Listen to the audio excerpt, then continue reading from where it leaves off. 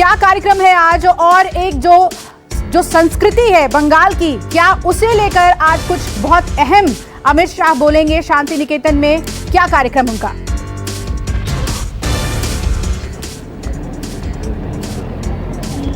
देखिए, अमित शाह पहुंच चुके हैं, थोड़ी देर में वो पहुंचने ही वाले हैं और यहाँ पर सबसे पहले जाएंगे जो रविंद्र भवन है, वहाँ पर रविंद्रनाथ टैगोर को श्रद्धांजलि देंगे। फिर उपासना गृह है जहाँ पर प्रेयर होता है। कोई ऐसा कोई धर्म का नहीं है, लेकिन हाँ सभी धर्म का आप अपने हिसाब से प्रेयर कर सकते हैं। फिर संगीत भवन जाएंगे, वहाँ पर करीब 20 मिनट का बच्चों का जो स्टूडेंट्स है उसका कल्चरल प्रोग्राम है। और इसके बाद यहाँ पर ठीक मेरे पीछे यहाँ पर आएंगे जहाँ पर विवेकानंद सारणी, जो कि विवेकानंद के नाम पे एक सड़क है, उसका उद्घाटन करेंगे। इसमें नई बात यह है कि अभी तक विश्व भारती में कोई भी एक सड़क का किसी कोई नाम नहीं है, कभी भी कोई सड़क का किसी के नाम पर नहीं है। ये पहला नाम होगा जो विवेकानंद के नाम पर होने वाला है। इसके बाद फिर यहाँ पर वो बांग्लादेश भवन में जाएंगे जहाँ पर वो एड्रेस करेंगे, जो फैकल्टी है उनको एड्रेस करेंगे। तो ये है, लेकिन सबसे बड़ी बात की बंगाल और बंगाल की संस्कृति से जो जुड़ने का जो लगातार प्रयास हो रहा है, जो बार बार ये कहा जाता है कि अमित शाह या फिर ममता बनर्जी से कहा जाता है कि वो लोग बाहरी हैं, तो बीजेपी जो संस्कृति है उससे जुड़ रही है। जो यहाँ के अलग अलग जो मंदिर है, जैसे कि जय श्री राम के नारे के साथ भाजपा ने शुरुआत तो की थी, लेकिन जो यहाँ की अगर आप कहें आराध्य के तौर पर माँ दुर्गा, माँ काली है, तो उनके साथ जो है जब भी अमित शाह आते हैं तो कल भी उन्होंने सिद्धेश्वरी में दर्शन किया था। तो इस तरह से अमित शाह अगर आप कहें तो बाउल सिंगर जो पारंपरिक संगीत है उस कलाकार के यहाँ खाना खाएंगे। तो जो यहाँ की परंपरा है, यहाँ की जो संस्कृति है, उसके साथ किस तरह का जुड़ाव है भारतीय जनता पार्टी का, उनके नेताओं का, ये इस तरह का संदेश देने की कोशिश है और उसी के तहत यहाँ पर आने वाले हैं। और वैसे भी बीजेपी और अमित शाह की ये एक स्ट्रेटेजी रही है कि एक छोटे छोटे तबके को जोड़ा जाए। सिर्फ बड़े तबके को जोड़ने की जगह वो छोटे लेवल पे शुरुआत करते हैं कि जो छोटा तबका है उनको भी जोड़ लिया जाए, तो उससे एक मजबूती मिलती है। जो कि उत्तर प्रदेश में ये एक्सपेरिमेंट काफी हद तक सफल रहा था, जिसमें 325 का जो आंकड़ा बीजेपी ने पार किया था, उसमें काफी हद तक अमित शाह की स्ट्रेटेजी काम आई थी। तो उसी स्ट्रेटेजी के तहत ये जनसंपर्क का कार्यक्रम उनका जारी है। अमित, मैं आपके पास लौटूंगी क्योंकि जब आपने बताया कि थोड़ी देर में ही वो पहुंच जाएंगे शांति निकेतन। किंशुक दत्ता कूच बिहार से हमारे साथ जुड़ रहे हैं। किंशुक, जो बंगाल की सांस्कृतिक विरासत है उसे छूने की कोशिश बीजेपी की तरफ से एक पुरजोर कोशिश कह सकते हैं, क्योंकि सभी तबके से मिलने की ताबड़तोड़ कोशिश है। जो कार्यक्रम है उनका पूरा पैक्ड है कि कितने लोगों से मिलना है, कहां कहां जाना है। किंशुक, हाँ देखिए, सबसे बड़ी बात है ये आज जो अमित शाह जी का जो टूर है, आज जो अमित शाह जी जा रहे हैं रविंद्रनाथ टैगोर, ये रविंद्रनाथ टैगोर बंगाल में बंगाली लोगों की सुबह से शाम तक जितने भी काम होता है, चाहे वो अच्छे हो, चाहे वो बुरे हो, चाहे वो कोटेशन हो, चाहे वो गाना हो, तो रविंद्रनाथ टैगोर बंगाल के लिए, बंगाली लोगों के बिल्कुल, किंशुक बिल्कुल। और अमित हमारे साथ जुड़े हुए हैं। अमित, अभी क्या अपडेट है? जिस हम विरासत की बात कर रहे थे और खास तौर पर शांति निकेतन की बात कर रहे थे कि उसे गढ़ माना जाता है बंगाल की संस्कृति का, वहां के विद्यार्थियों में वो कूट कूट के दिखता है, अब वहां अमित शाह का पहुंचना बहुत ही अहम हो जाएगा।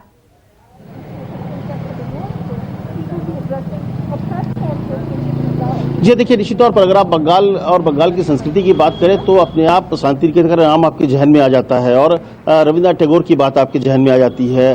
और बंगाल की संस्कृति और बंगाल की पहचान के तौर पर अगर आप देखें तो रविंद्रनाथ टैगोर से अलग होकर आप ये सोच भी नहीं सकते हैं। तो ये एक अहम चीज है जो आप जब यहाँ पर आते हैं। और रविंद्रनाथ टैगोर जो ये परिकल्पना थी जो 1907 में जब ये बना था, उस समय अगर आप कहें तो सबसे बड़ी बात थी उन्होंने कहा था कि पूरी जो दुनिया है वो घर है, पूरी दुनिया एक है। उसमें उन्होंने ये नहीं कि मैं कौन धर्म से कौन रिलीजन से, उन्होंने एक शुरुआत की थी कि जो बंद कमरे में जो पढ़ाई होती है, जो एक डर के भाव में होता, बोले उनका ये कहना था कि नहीं, यहाँ पे विचार होने चाहिए और विचार पैदा होना चाहिए और खुले मन से चीजें होनी चाहिए। उन्होंने अपनी पोती को एक बार चिट्ठी लिखा था जब वो रशिया में थे, तो उन्होंने बकायदा इस बात का जिक्र किया था कि मॉस्को बहुत खूबसूरत है, लेकिन उनका मन अभी भी करता है कि कैसे शांति निकेतन में वक्त गुजारा जाए।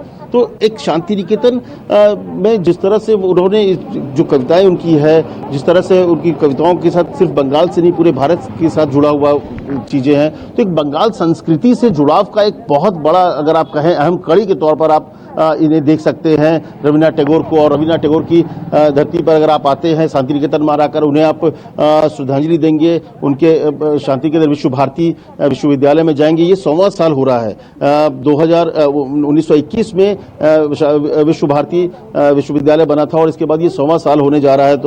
तो ऐसे में एक बड़ा मौका भी है और इसी बहाने आप कह सकते हैं कि रविन्द्रनाथ टैगोर, बंगाली कल्चर, बंगाल के साथ एक जुड़ाव का एक अच्छी मौका भी है। जब अमित शाह यहाँ पर आकर लोगों से मिलेंगे, बात करेंगे, फैकल्टी वालों से मिलेंगे, कल्चरल प्रोग्राम में जाएंगे, शामिल होंगे। तो और अगर इसको स्ट्रैटेजी वाइज हम देखें, जैसा कि आप बता रहे थे कि उत्तर प्रदेश में यही जो शैली थी वो बहुत काम आई, बनारस में खास तौर पे। और जब बंगाल की बात करते हैं, कला का गढ़ है बंगाल, संगीत की बात करें, नृत्य की बात करें, ऐसे में जो इंटेलेक्चुअल क्लास है उसका साथ पाने में बीजेपी सफलता अगर हासिल करती है तो बंगाल की राह बहुत आसान हो जाएगी।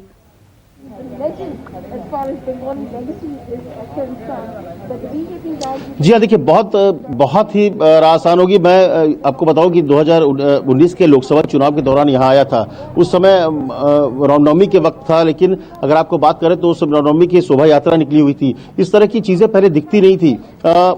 जो मुझे उस दौरान 2-3 प्रोफेसर से मेरी मुलाकात हुई थी, तो उन्होंने ये कहा था कि ये कल्चर जो है वो बंगाल का कल्चर नहीं है। जय श्री राम और रामनवमी का जो नारा लगता है, लेकिन यहाँ पर चीजें बदली इसलिए क्योंकि जिस तरह से आप कह सकते हो, जो बीजेपी आरोप लगाती है कि जो ममता का जो तुष्टीकरण की जो राजनीति थी, जिसकी वजह से कहीं ना कहीं स्पेस मिलता गया और बीजेपी आगे बढ़ती गई। जय श्री राम का नारा के साथ ही बढ़ी, लेकिन दुर्गा पूजा में जिस तरह से व्यवधान डाला, तो यहाँ पर एक माहौल बीजेपी ने भी एक बनाया है, जिसकी वजह से भले टीएमसी के लोग ये कहे कि एक सपना लेकर चल रही है बीजेपी की हम यहाँ पर सत्ता में आएंगे, लेकिन 2019 के लोकसभा चुनाव में जो नतीजे आए हैं वो मुझे लगता है काफी हद तक सच्चाई जो टीएमसी या फिर ममता जो शायद देखना नहीं चाहती है उससे अलग है। उस बात को उनको स्वीकार करना चाहिए कि बीजेपी एक बड़ी फोर्स हो गई है। बीजेपी ने हर तबके में अपनी जगह बना ली है। इस बात को शायद टीएमसी अभी भी स्वीकार नहीं कर रही है, या फिर स्वीकार करने के बावजूद जनता के बीच या पब्लिक प्लेस में ये बताना नहीं चाहती कि हम उनसे परेशान है या हम उसको स्वीकार कर रहे हैं। और देखिए, तमाम तबकों में कहीं ना कहीं बीजेपी ने जगह बनाई है, तभी अचानक 42 में से 18 सीट लेना। पिछले विधानसभा में बीजेपी के पास सिर्फ 3 विधायक थे, लेकिन इस बार देखिए मुकाबला, आप पूरे शहर में निकलिए, घूमिए, आपको सिर्फ 2 झंडे नजर आएंगे। एक टीएमसी का झंडा नजर आएगा तो दूसरी तरफ बीजेपी का झंडा आएगा। आज मैं रास्ते में मुझे सिर्फ एक झंडा लेफ्ट पार्टी का नजर आया, लेकिन कांग्रेस कहीं नजर भी नहीं आ रही है, जो कि काफी लंबे समय तक यहाँ पर राज कर रही थी। तो इस बात को स्वीकार करना पड़ेगा कि तमाम तबकों में, चाहे पढ़ा लिखा वर्ग हो या फिर नीचे तबके की बात करें, तो बीजेपी ने स्ट्रेटेजी के साथ वहां जगह बनाई है। हर समाज को जोड़ने का प्रयास बीजेपी की तरफ से हो रहा है। ये जो खाने पीने का कल्चर है, पहले ये कल्चर यहाँ पे नहीं था।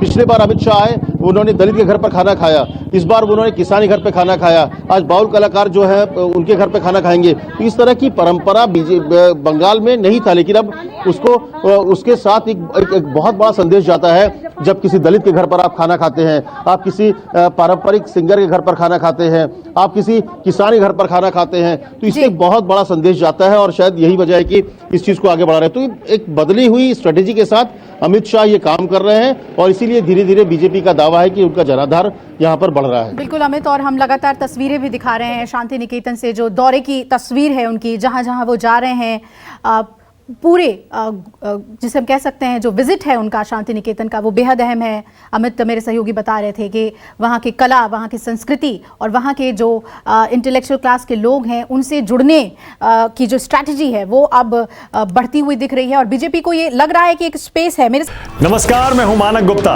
अगर आपको हमारा ये वीडियो पसंद आया हो तो इसे लाइक और शेयर जरूर करें, और हाँ, हमें सब्सक्राइब और फॉलो करना ना भूलें ताकि आप देश और दुनिया की कोई खबर मिस ना करें। तो जुड़े रहिए हमारे साथ और देखते रहिए News 24।